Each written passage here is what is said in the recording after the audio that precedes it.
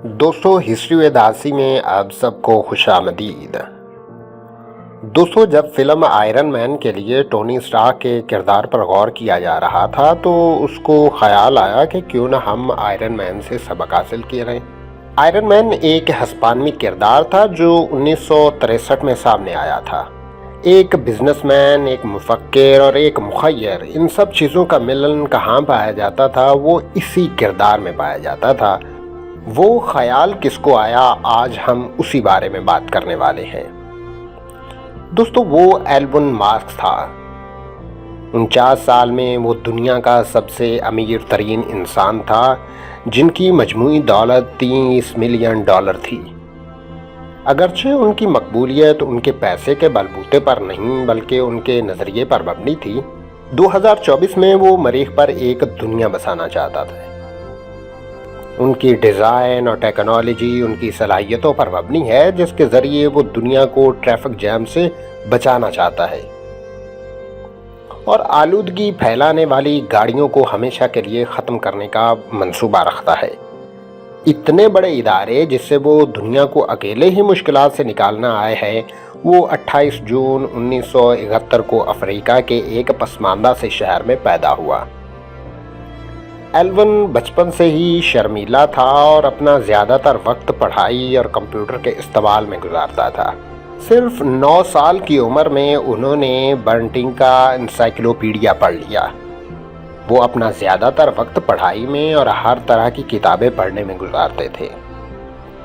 अपने बहन भाइयों के मुकाबले में वो बहुत ही चुपचाप और गुमसुम रहने वाला बच्चा था। वो किताबों की गहराई में इतना डूब जाता था कि कभी कभी तो उसको अपने वालिदैन की आवाज़ भी सुनाई नहीं देती थी।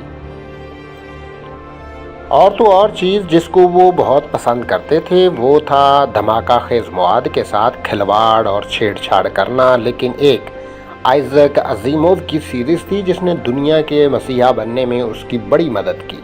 दोस्तों, 9 साल की उम्र में जब उनके वालिदैन का तलाक हुआ तो उसका भाई और बहन अपनी माँ के साथ कनाडा चले गए और एल्वन ने अपने वालिद के साथ रहने का फ़ैसला किया। लेकिन ये फ़ैसला उनको पछतावे की तरफ ले गया क्योंकि उनके वालिद बच्चों के साथ बहुत सख्ती से पेश आते थे। इतनी सख्ती कि वो बदतमीज़ी के ज़ुमरे में आती थी। कुछ अरसे बाद उसने अपने वालिद के साथ तमाम मरासिम ख़त्म कर दिए। दोस्तों, एल्वन का बचपन आम नॉर्मल बच्चों की तरह नहीं गुजरा था। उसकी परवरिश उसकी नौकरानी किया करती थी। स्कूल के दिनों में एल्वन बहुत खामोश रहने लगा था क्योंकि एल्वन के स्कूल के बच्चे उसको बहुत तंग करते थे और एक दफ़ा तो उसको इतना मारा कि एल्वन अस्पताल पहुंच गया और उसके बाप को उसको पहचानने में बड़ी मुश्किल पेश आई। दोस्तों, 16 साल की उम्र में उन्होंने एक गेमिंग आर्केड बनाना चाहा लेकिन जनूबी अफ्रीका के हुक्काम ने उन्हें उसकी इजाज़त नहीं दी।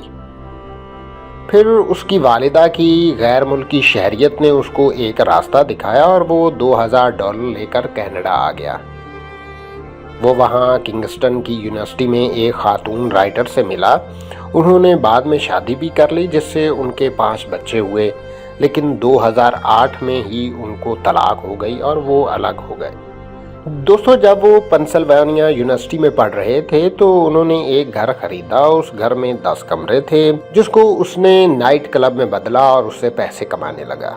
नेटस्केप नेविगेशन दुनिया का पहला ब्राउज़र था जो बड़ी तेज़ी के साथ मकबूल हो रहा था और उसके बाद उसने 1995 में Zip2 नामी कंपनी का आगाज़ किया जिसमें बहुत सारे सरमायाकार थे।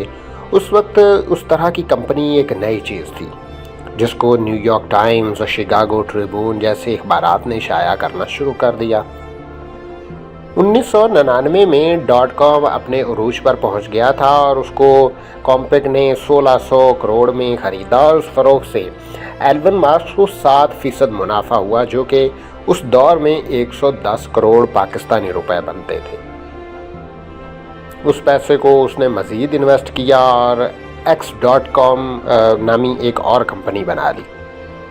उसके बाद उसने पेपाल नामी कंपनी में कुछ और शेयर्स हासिल किए।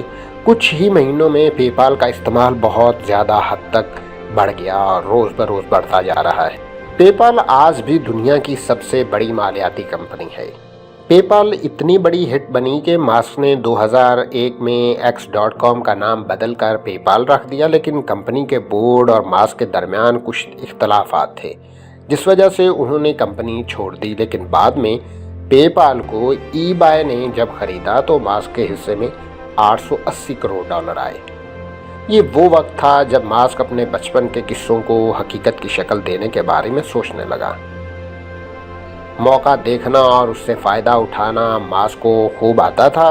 उनकी सलाहियतों ने जनूबी अफ्रीका के 17 साल के नौजवान को 24 साल की उम्र में सिलिकॉन वैली का अरबपति शख्स बना दिया।